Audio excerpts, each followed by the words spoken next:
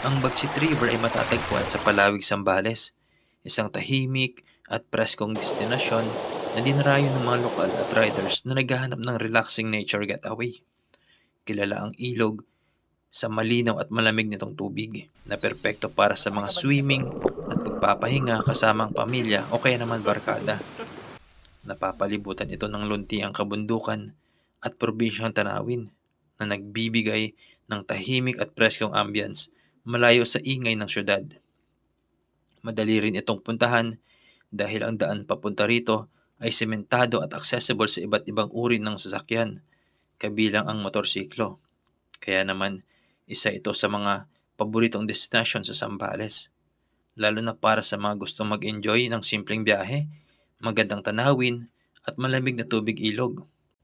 Isang perfect spot ang Bagsit River para sa quick escape, road trip bonding, at pag-refresh ng katawan at isipan.